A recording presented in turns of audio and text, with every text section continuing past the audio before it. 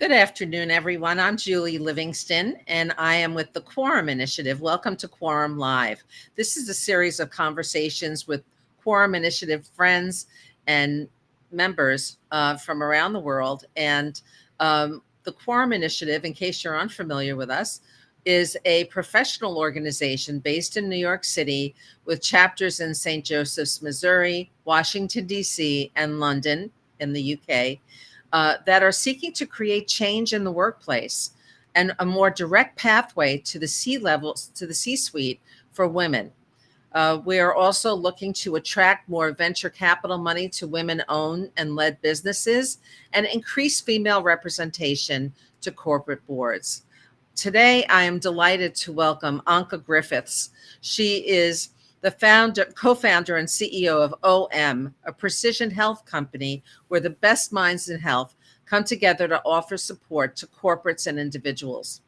After working alongside renowned health professionals and speaking to women from around the world, Anca was really struck to discover the extent to which women are the biggest victims in the current medical and wellness system. To address these significant hurdles, she teamed up with Dr. Marjorie Jenkins and Dr. Alison McGregor to write the groundbreaking book, and I have a copy with me. Can you see it? Great. Why Women Aren't Winning at Health, but Can. And if you attended the recent How retreat in Narrowsburg, New York, you would have received a copy of the book. Drawing on their expertise and insights, this work provides a powerful foundation for women to achieve optimal health and wellness. With contributions from recognized global experts, the book has the potential to transform the way women and healthcare professionals approach health and empower women everywhere to thrive, ask questions, and be in control of their health journey. And so we're going to start by addressing today's big question, which is, first of all, Anca, maybe you can explain what gaslighting is, because this is a term that I wish I was familiar with in my younger years. I really was not. So is it something, first, if you could define it for us, and then is it a new thing that's recently come to the fore? So it's not new at all.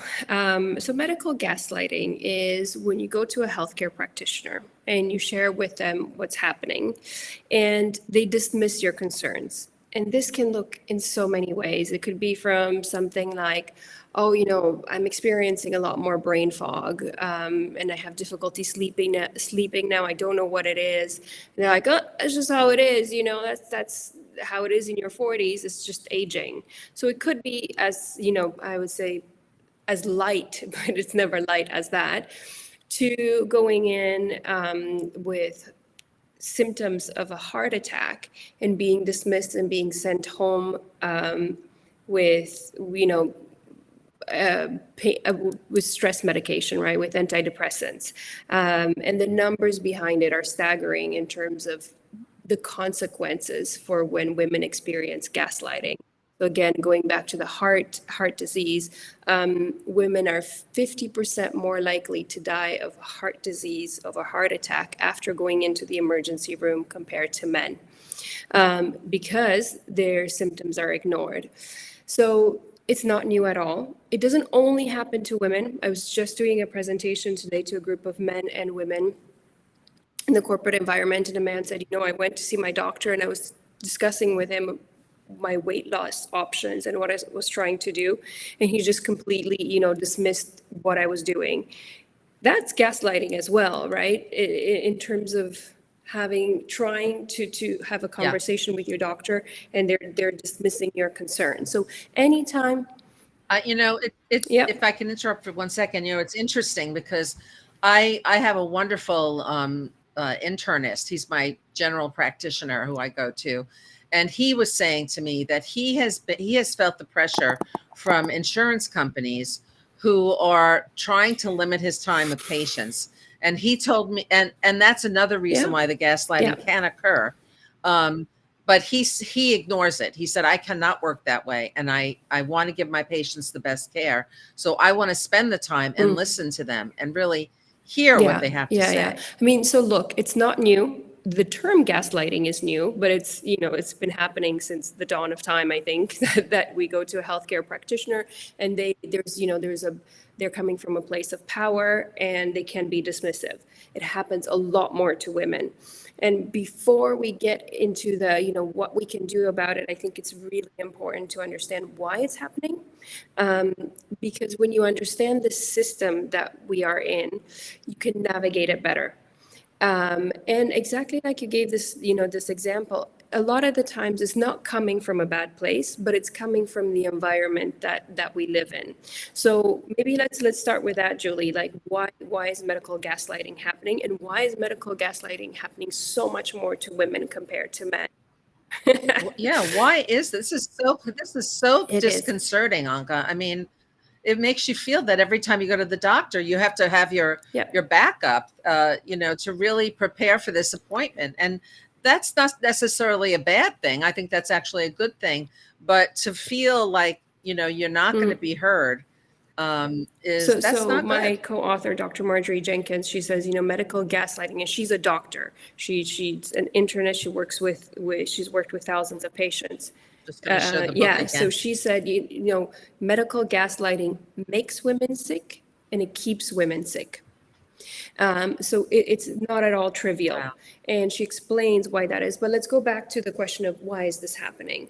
And the book is really, I'm really grateful for my co-authors, because my background is not at all in health and wellness. I used to do communication and consumer insights for a long time. But I navigated the healthcare system in North America, in Europe, and in Asia. So I'm Canadian, but I've lived 6 years in France, and now I've been in Asia for 13 years. So I'm the consumer. I'm, uninformed about what's happening. Now, Dr. Marjorie Jenkins and Dr. Alison McGregor, they know the system from the inside. They've been advocating for women and women's health for decades. So what Dr. Alison McGregor explains in the first chapter is the male-centric medical system. And so what's been happening with Western medicine is that women have been systematically excluded from studies. They've been excluded from studies on medications, on disease, on new tools that are coming out for our health. Now, it's to a point where until 1993, no women were included in medical studies. And the justification kind of sounded okay, because the reason given was the fact that we don't want to harm women of childbearing age. And there was this assumption of well, actually, men and women are pretty the same, with the exception of our reproductive organs. So let's just study men and apply it to everybody else. But it turns out that we're different in every cell of our body. I think so. We know it, right? We're different in our brains. We're different in how we digest food. We're different in how we metabolize drugs. So when things are only studied on men and applied to us, of course, there's going to be gaps in terms of information. And so this is, I would say, the base of it. So when you are going into your doctor's office, if your doctor hasn't been trained on women's specific health matters, which they haven't, we know that men and women have different heart disease and different hearts, yet that's still not properly integrated into the curriculum of medical schools. They haven't been taught that. They haven't focused in appropriate ways on women's health matters that we deal with, things like perimenopause or menopause.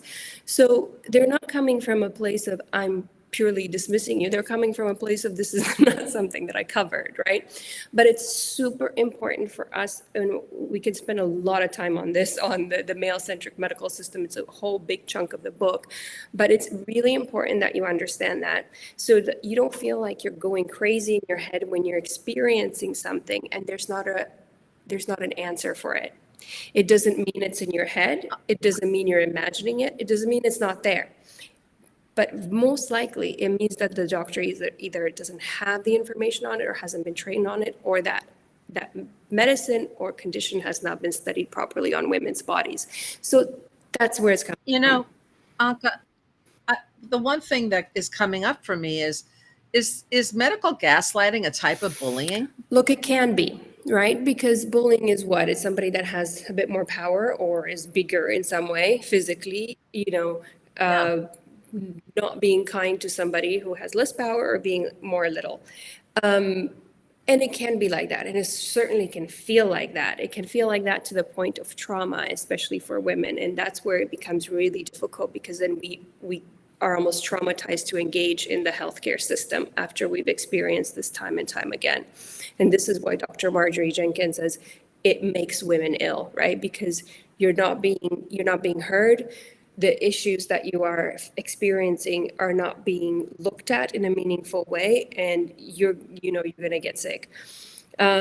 So it can be bullying, but again, because of this male-centric medical system, part of the time is not 100% of the time that's bullying. A lot of the times it's just because the system doesn't meaningfully look at our bodies, study our bodies, understand disease, the way disease presents in our bodies, right?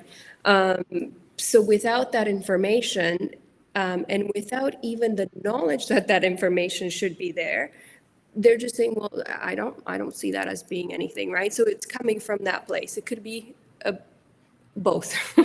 But that's why it's important for women to understand the system, to understand that it happens, and to know that if you're experiencing something, you need to advocate very strongly for yourself. I think that's one of the biggest messages that you're sharing with us today, is that it is so critical that we all serve as our own health advocate. And you can't just show up at a doctor's office and expect them to ask the right questions or even listen to you. You have to know what the questions are and to really stand up for yourself. Right. And first, we've established that the system doesn't meaningfully represent us. So then you have the confidence, with that understanding, to go and challenge. It doesn't mean that you're gonna, not listen to what they have to say, but you know that you're coming from a place of, I need to know more about this, and I need to ask my healthcare practitioner if this has been properly studied on women. So for example, Dr. Alison McGregor gives resources that women can go into, and they look if their medications have been studied on women. And you go on this website, and we can give it to you afterwards for, to give to all your participants.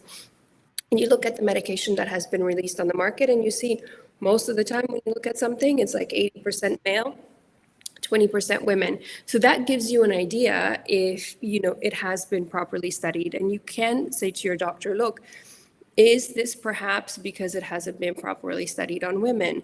Are there other alternatives that I could have? And voice out your concerns, because here's another huge statistics. Most of the medicine that's pulled off of the market today is because it has side effects in women.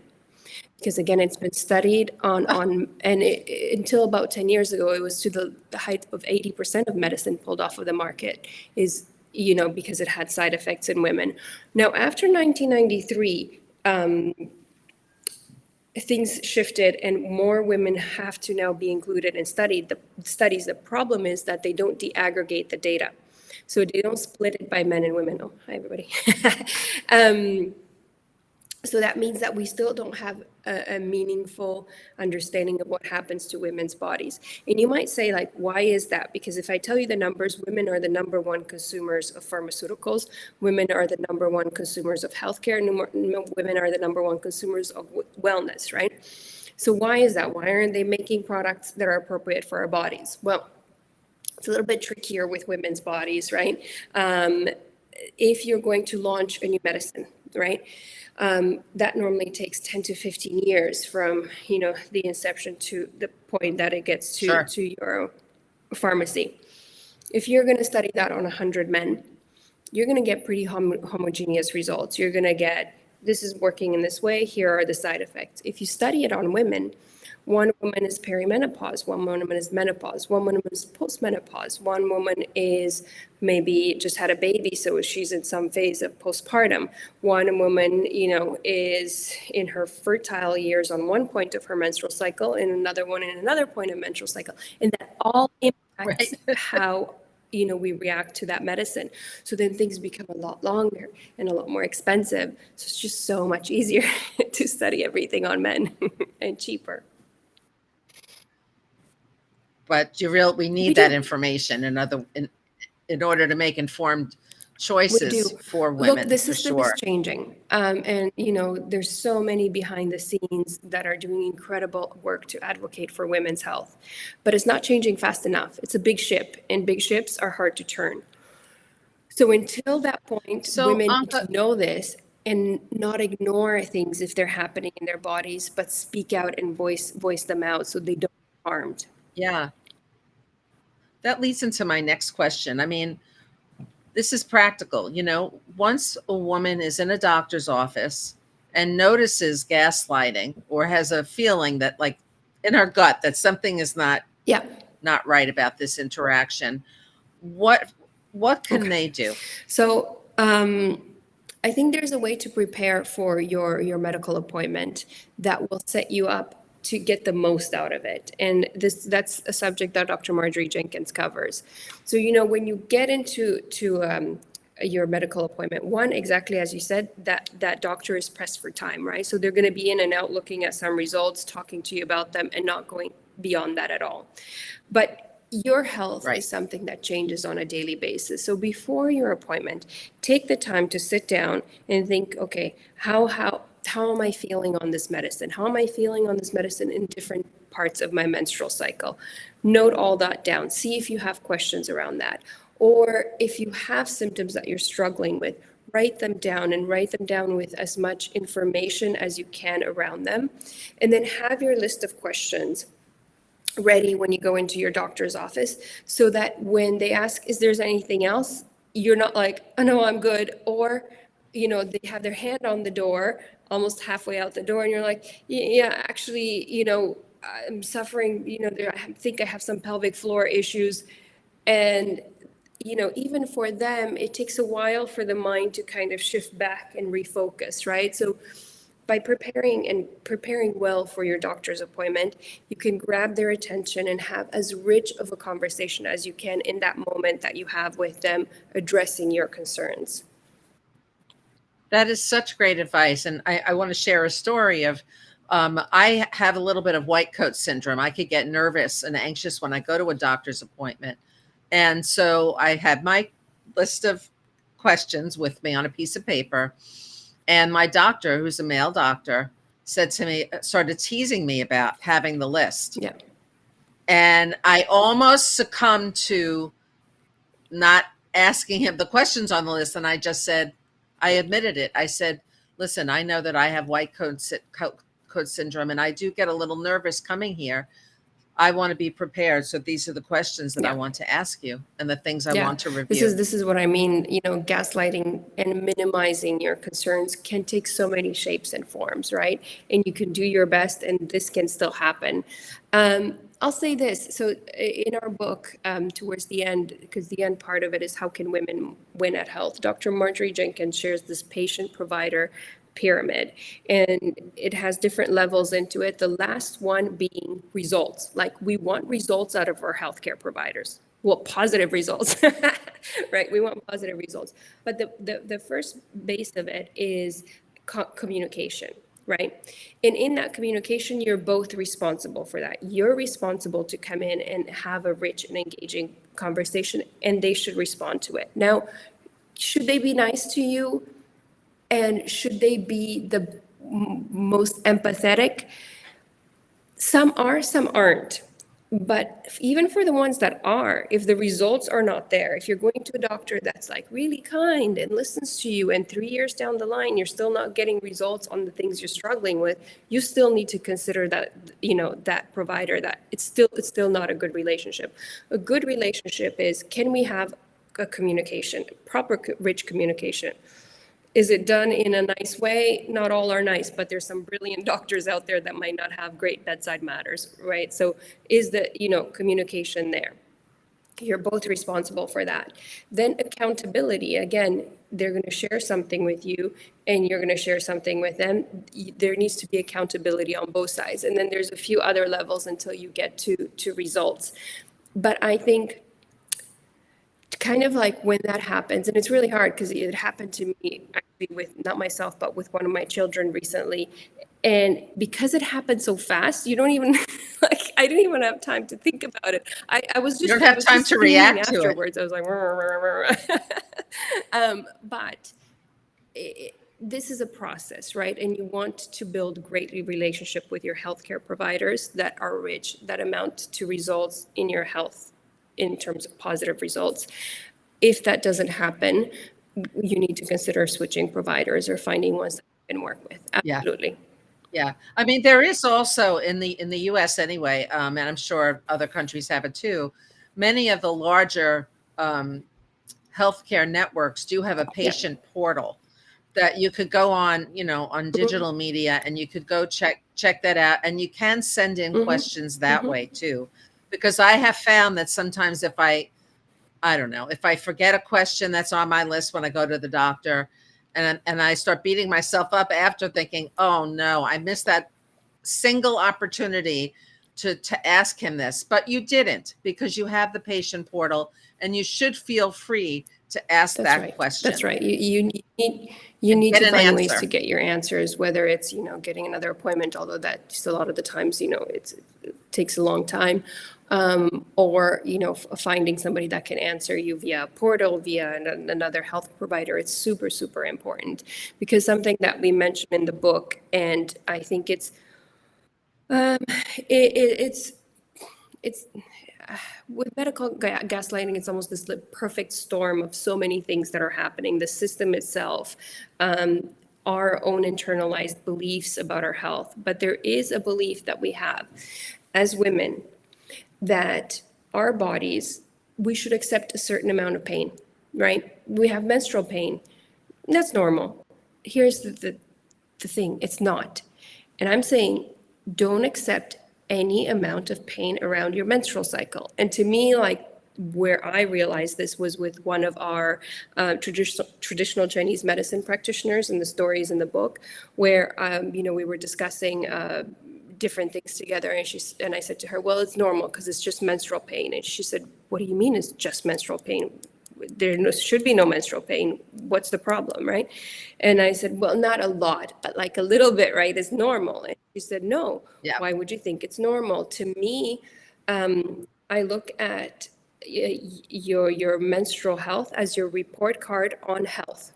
So how you feel, both physically and mentally, because of your menstrual cycle, is super important for me to know. And if there's an issue, I try to rebalance your system, right, to bring you to a place of no pain. Now, that doesn't mean that we will never experience pain, because we experience pain and men experience pain, but we accept pain a lot more. The issue when you accept pain, even something like menstrual pain, is that we get to a place where women, it takes 9 to 10 years for women to get diagnosed with endometriosis, right? 9 years to get diagnosed with, That's and crazy. this is 1 in 10 women will suffer from endometriosis. 2 in 10 women will suffer from PCOS and other symptoms with and they have to wait 5 to 10 years to get diagnosed. And they're suffering with debilitating pain, and that, of course, impacts their whole lives. And of course, when you let something go on for a long time, it just deteriorates your health in so many ways, right?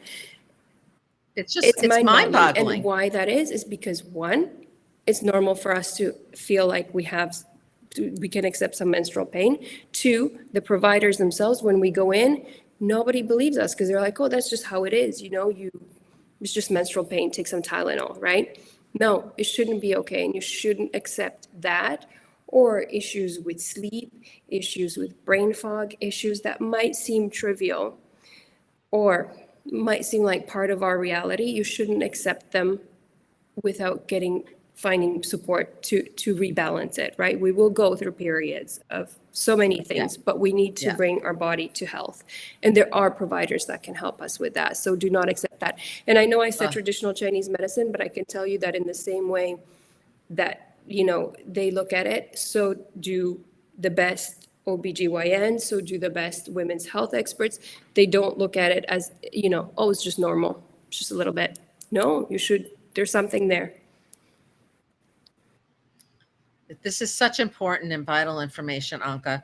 So why should companies care about women's health, and what can they do to drive meaningful change in the workplace? Because if women don't feel well, then they don't show up for work. It affects it affects their Yeah. productivity and mental For sure, state. for sure. Look, women will show up for work because that's what we do. We show up. But Right, two things right. will happen. One, very high levels of presenteeism. You know, you're there, but you're not really there. Um, and another thing is when you don't deal with something in the short term, it will have long-term implications on your health. So it's super important to get women to, be in a healthy place mentally and physically. Now, here's the trick with women's health, right? It's not so simple as to say, let's just address this huge gap that exists. There's so much stigma that women have had to deal with about their bodies and about their health since we've entered the workforce, right? We women, Yeah. we entered the workforce and we were the ones who were emotional and hormonal and, our body was weaker and we were just more fragile, right? And we fought for so long not to be that cliche, to the point where we are turning away on the realities of what we're experiencing physically. And of course, by doing that, we're doing a disservice to ourselves. So, women's health in the workplace is important not because women have more needs or our bodies are more fragile, but it's important because the reality is that we have more unique opportunities where we need to support our bodies, whether it's, because of menstrual health or because if women choose to have babies, it's that fertility journey, the postpartum journey. Women will go through perimenopause, they will go through menopause. It's unique things that we go through. When we are empowered in our health, then we can show up in a better way. So it's incredibly important. But how companies do that, and because we work with companies all over the world on both men and women's health, is incredibly important because you can very quickly do a disservice to women's health in a well-guided attempt to support women in the workplace. And I'll give you the example that's happening today with menopause. So more companies are focusing on how can we support women in menopause. Incredibly important, because women will get into menopause when they're at their most senior, right? So you want women that have, been dedicated and basically been building skills their whole life. You want them to take these positions of power. But if there's, physical and mental issues that are happening, then you might not be able to kind of get there. So the numbers around menopause and women's work are, kind of jump off the page. And companies will try to support women in that. But when they do that, and when they look at menopause, and the only thing they say about it is, well, we're going to bring in support because what happens in midlife to women is, brain fog, difficulty sleeping, mood imbalances, blah, blah, blah, blah. The problem is you're going to have part of the women who are saying, oh, thank God somebody's talking about it because I was really struggling. And you have just as big of a group of women saying, I don't want to be painted with this brush, right? Like I'm a senior Right, woman. right. I've worked my whole life. And to be fair, there's also women who go through this phase without any struggles, right? And I don't want to be painted with this brush, right? So to do that, there's a few things that are important. One is you need to meaningfully support all of your employees. Women's health, there's a bigger gap for sure, but if we're focusing on all the needs that women have, then we don't realize that, hey, if we look at brain health and we look at men's brains, they start deteriorating after the age of 35, right? So it's just aging, right? It doesn't sound great if you're putting it on paper for anybody, right? But there's things that you could do to optimize your health at every point. So being inclusive in your support will get everybody on board, right? If there's Oh, yeah. postpartum depression, which happens to new mothers, by the way, 1 in 10 men will experience postpartum depression as well. It looks very different, but they will experience that as well. So that's why with the work that we do with companies, we come at it with, let's look at your workforce, let's bring support for everybody in a meaningful way. And women are being supported in that way as well. It makes so much sense. I mean, I'm working with a Fortune 500 company now that has a 1 month campaign, and I think this should be an Yeah. annual kind of a thing. But they're doing a 1 month campaign, and it's all focused around fitness. And why should they care about fitness? Because they care Yeah. about their employees' mental health. And if employees are feeling good, they're in good health, they're going to come to work better Yeah. prepared and better, more focused and Mm. excited and motivated to do their work. So there is a really important reason. There's a bottom Oh, line of course, related there's yeah, reason why companies should care of about course. this. Well, Anca, this has been a fascinating conversation, and I'm so glad that you'll be coming back this summer. We have another Quorum Live on women's health on July 9th and another one in early August. So that's going to be great. And please tell us also about the special offer that you're providing to Quorum Sure. members. So look, we with my co-founders, Dr. Marjorie Jenkins and Dr. Alison McGregor, we've created the OM Health Hub, which is basically a place where the best health experts from across the world come and they teach men and women different subjects. Think of it a bit like master classes, right? But every session that we have is divided in two. First, it's explaining it, and the second bit is what can you do about it. So there are the two sessions by my co-authors, one revolving around medical gaslighting by Dr. Marjorie Jenkins, and why it is, why it happens, and what women can do about it. We're going to open this up for your community, and you can stream it for free at any time. And the second one, which is just as interesting, is why medicine impacts women differently by Dr. Alison McGregor. It's for you to understand, why this happens, and then just as importantly, again, what you can do about it to advocate for your health, where you find the resources, how you talk to your doctor, all of these things. So these two, more than happy to share them, the access to the sessions. Yeah. That's wonderful. That's wonderful. And I know as a Quorum member, I'm looking forward to that. So we will be sharing the link to those in the videos that that you'll have access to, Quorum members, very soon. So keep an eye out for communication on that. Again, your great book that is now out. I encourage everyone to get a copy and to read about it so that you're really on top of what's going on with women's health and how you can become more of an active personal advocate for your own health. Anca, thank you so much for joining me today. And everyone else, I'll see you next time on another